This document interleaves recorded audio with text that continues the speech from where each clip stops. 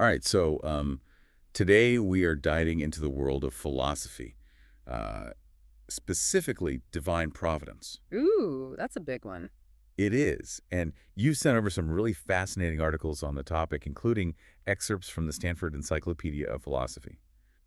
So we're going to try to unpack this whole problem of evil thing. Yeah, it's a tricky one for sure. I mean, we're talking about God, right? A being who's supposed to be all-knowing, all-powerful, and perfectly good. Right, exactly. And then you look around and you see all this suffering and, natural disasters and just awful things happening. And it just doesn't seem to add up right. How can you have a God who's all those things and still have so much bad stuff going on in the world? That's the problem of evil in a nutshell. Yeah, it feels like a total paradox. Yeah. Like if God is so good and powerful, why does any of this even happen? Well, that's what philosophers have been trying to figure out for centuries. It really challenges this whole idea of traditional theism. Okay, so where does the logic break down? I mean, how can a God who is supposedly all good and all powerful allow evil to exist? Well, you got to think about each of those attributes of God we talked about. If God is omniscient, meaning he knows everything, wouldn't he know about all the evil happening? Yeah, I mean, that seems pretty logical. And if he's omnipotent, all-powerful, wouldn't he have the power to stop it? Yeah, I guess so. And if he's omnibenevolent, perfectly good, wouldn't he want to prevent suffering? Right, of course. I mean, who wouldn't? But the thing is, evil still exists. And for some people, that suggests that maybe one or more of these attributes we ascribe to God isn't quite right. So it's like you can't have a God who is all of those things if there's still evil in the world. That's one way to look at it. And that's why some philosophers argue that the problem of evil actually provides evidence against the existence of God as we traditionally understand him. So how do people who believe in God respond to that? It seems like a pretty big deal, a pretty big hurdle to overcome. Yeah, it's a major challenge for sure. There are a lot of different approaches people take to address this problem, but before we dive into those responses, it's important to understand the two main arguments against God's existence that are based on this problem of evil. Okay, hit me with these arguments. I'm ready to get philosophical here. All right, well, the first one is called the logical problem of evil. This argument says that the existence of evil is just logically incompatible with the traditional attributes of God. They just can't all be true at the same time. So it's not just that evil exists, it's that the very concept of evil clashes with our understanding of God. Right, it's like trying to draw a square circle. The very definition contradicts itself. I see, that makes sense. So what's the second argument? The second one is the evidential problem of evil. And this one argues that the amount and types of evil in the world provide evidence against a God who's all-knowing, all-powerful, and all-good. The scale and horror of some events, like, the Holocaust, for example, just make it really tough to reconcile with this idea of a benevolent and all-powerful God. Yeah, I mean, it's one thing to say evil exists, but when you think about the intensity of suffering, it's hard to imagine how a loving God could allow that. Exactly. To really grasp the weight of these arguments, you got to move beyond just the abstract concept of evil and look at specific examples. Okay, I'm all ears. Give me an example. It's something that really illustrates this point. Sure. Well, imagine the unimaginable horror of the Holocaust. Yeah. The systematic extermination of millions of innocent people. Yeah, that's horrific. Or picture this, a fawn trapped in a forest fire, burning alive, and there's no one to help, and there's seemingly no purpose to its suffering. Gosh, those are heartbreaking examples. It's just hard to wrap my mind around a God who could let those things happen. Right. And that's why this whole problem has been such a source of struggle for believers and a major point of contention for those who question God's existence. Yeah, makes sense. So if we acknowledge that this is a real problem, a real challenge, what are some ways that theologians and philosophers have tried to reconcile these seemingly contradictory ideas? Well, one of the most prominent approaches is called the free will defense. It tries to reconcile God's goodness with the existence of moral evil in the world, the evil that comes from human choices. Okay, so break down the free will defense for me. How does that work? Well, at its core is this concept of libertarian free will, which means that, our choices aren't predetermined. We have genuine freedom to choose between right and wrong. Okay, so God gives us free will, Yeah. and sometimes we screw up. We choose the wrong path. Exactly. The free will defense argues that God allows this freedom because it makes creation more meaningful. It allows for genuine love and connection with him. It's not a world of robots programmed to do good. I see what you mean. If we were just forced to be good, it wouldn't be authentic. It would be meaningless in a way. Right, exactly. Think about it like a parent and a child. A parent wants their kid to make good choices, but they also know that real growth comes from letting the child make their own decisions, even if those decisions lead to mistakes and pain. That's a great analogy. It helps me understand how a God could value our freedom, even when it leads to some pretty bad outcomes. Huh. But if God knows everything, wouldn't he know that we would make these bad choices? Couldn't he have created us in a way that we would always choose good? Those are excellent questions, really excellent questions. And those questions lead us to some of the counter arguments to the free will defense. Like, Yeah. is it really possible for God to create beings with free will who never sin? And if he could, wouldn't that be the more loving option? Hmm. A good point. And doesn't the existence of so much suffering suggest that maybe there's something flawed in the free will defense itself? It seems like every answer just leads to more questions. It often does. That's the Yeah. beauty of philosophy, right? Before we explore some alternatives to the free will defense, I'd love to hear your thoughts so far. What stands out to you? What questions are swirling around in your mind? You've hit on a really important point there. It gets to the heart of this whole tension between God's omnipotence and our free will. Could an all-powerful God actually create beings who are truly free, but never choose to do evil? It's a question that's puzzled theologians and philosophers for ages. It really is. I mean, Yeah. if God is the one in control, how can we truly have free will? It's like we're just puppets in some divine play. That's a pretty wild thought, right? And it brings us to some alternative approaches to try and reconcile this whole idea of free will and divine providence. Approaches that offer some different perspectives on God's knowledge and control. Okay, I'm all ears. What are these alternatives? How have people tried to make sense of this? One alternative is called open theism. This view suggests that God exists within time and experiences time along with us. So he doesn't necessarily have complete knowledge of the future, especially when it comes to the free choices that humans make. So it's like God is on this journey with us, not knowing exactly where it will lead. Exactly. It's a much more dynamic and relational view of God. Instead of having a predetermined script, God is responding to our choices as they happen, feeling the same anticipation and surprise as we do as we navigate through life. I like that. It makes God seem a lot more relatable, less like this distant, all-powerful figure. But doesn't this view create some problems? I mean, if God doesn't know the future, how can we explain things like prophecies? You're right. Open theism does raise some tricky questions. Critics often point to prophecies and question whether this view diminishes God's sovereignty too much. If God is constantly reacting to our unpredictable actions, does he really have ultimate control over the universe? Yeah, those are good points. It seems like every attempt to solve the problem of evil just creates a whole new set of questions. Well, that's the nature of philosophy, isn't it? Constantly questioning, refining our understanding, never settling for easy answers. True enough. So what are some other alternatives? Another one is called Molinism. This view suggests that God has a special kind of knowledge called middle knowledge. It means he knows all the possible free choices we could make in any given situation. So it's like God has this massive database of what-if scenarios running in his mind. Precisely. Imagine God has this cosmic library filled with books detailing every single choice and its outcome. With this middle knowledge, God chooses to create the world where our free choices lead to the best possible outcome. He's like a master chess player, seeing all the potential moves and setting up the board to allow for our free will while still achieving a checkmate in the end. That's a mind-blowing image, God playing cosmic chess with our lives. But how could God possibly know what we would choose in situations that never actually happen? Doesn't that kind of assume our choices aren't really free? That's a key criticism of Molinism.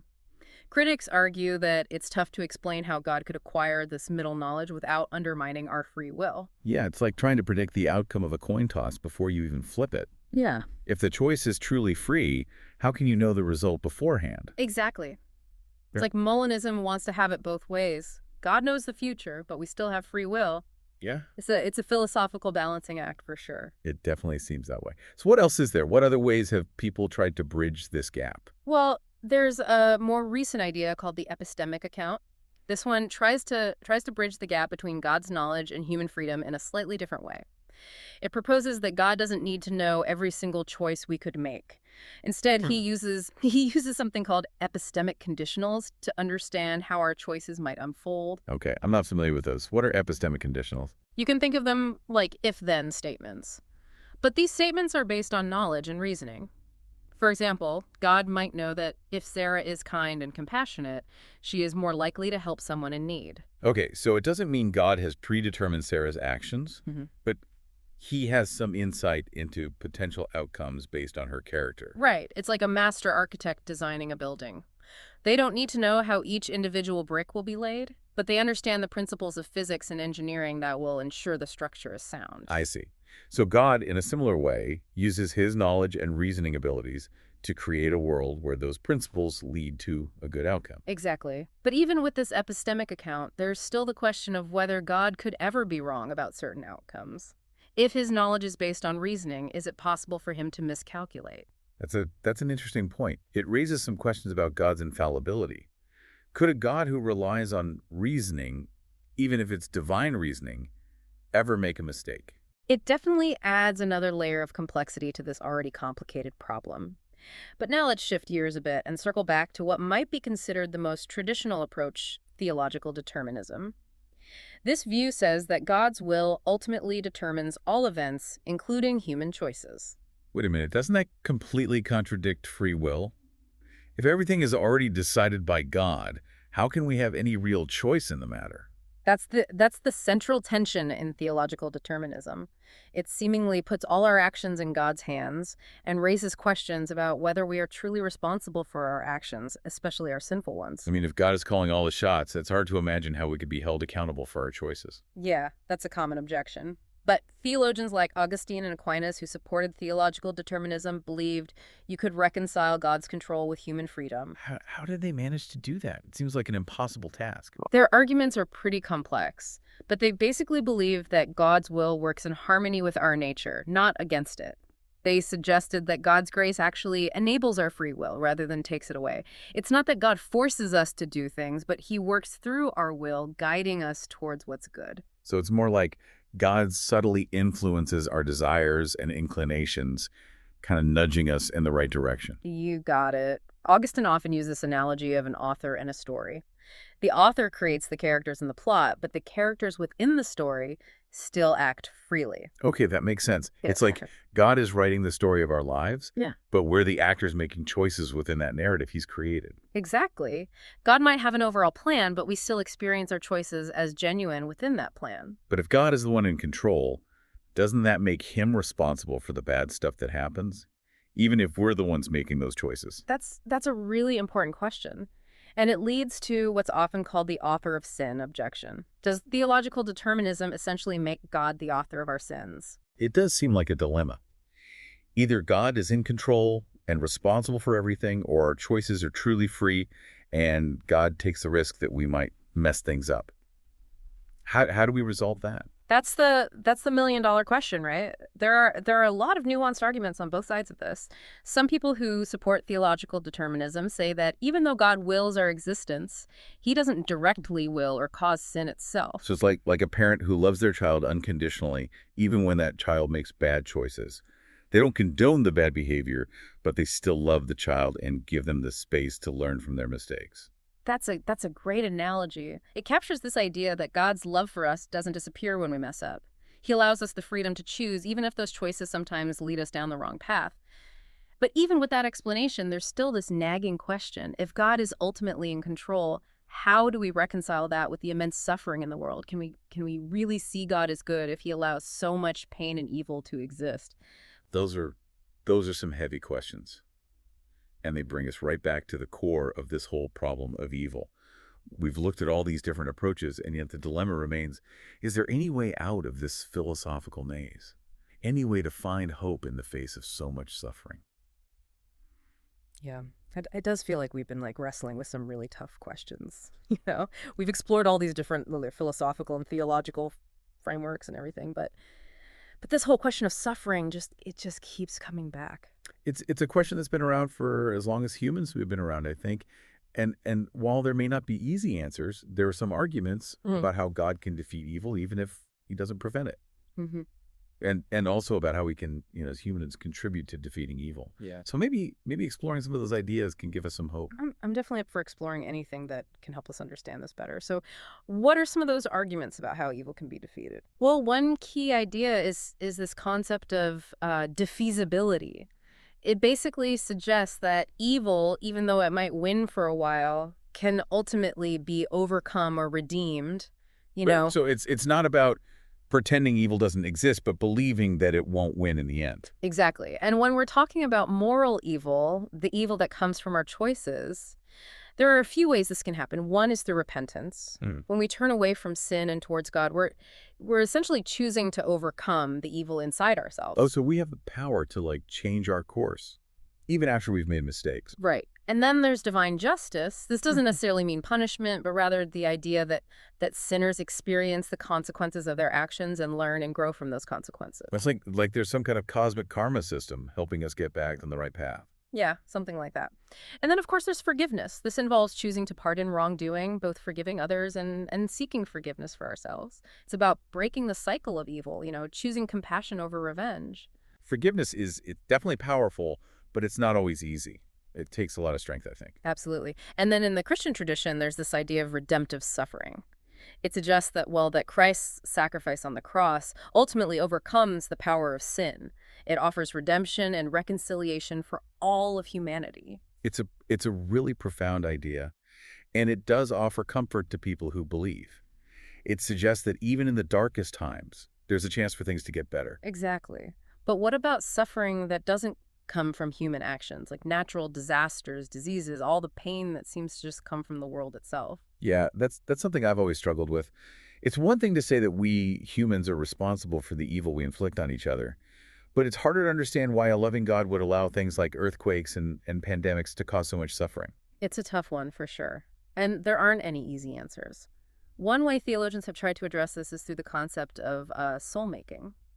This view suggests that suffering, even when it seems senseless, can lead to spiritual growth. You know? So it's like going through tough times can make us stronger and more compassionate. Right. And even if we can't always see the purpose in suffering, it can inspire others to act, to show more compassion, and to help alleviate suffering in the world. So even if we don't understand why an individual person is suffering, it can still have a positive impact on others. Yeah, potentially. Yeah. And even when we don't see the purpose, there are ways to defeat suffering. Enduring it with grace, finding meaning in it, working to help others who are suffering. These are all ways to transform pain into something positive. Wow, that's really powerful.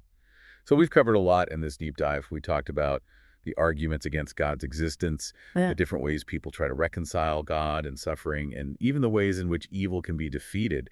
It's been a lot to take in. It has. It's a really complex issue, but I hope this conversation has given you a better understanding of just how complicated this whole problem of evil really is. It definitely has. And I really appreciate how you've like connected these abstract philosophical concepts to real life examples and things. Yeah. It made it so much easier to follow. I'm glad to hear that. And the goal isn't necessarily to find all the answers, but to keep exploring these ideas, to challenge ourselves and to try and understand these complicated things better. Absolutely. And as we wrap up this deep dive on the problem of evil, I have one final thought for our listeners. Mm. We talked about how evil can be defeated, but what about the times when it doesn't seem like it is? What about suffering that just leaves us with more questions than answers? Does that make the suffering any less real? Or the questions any less important? Something to think about as you continue on your own philosophical journey.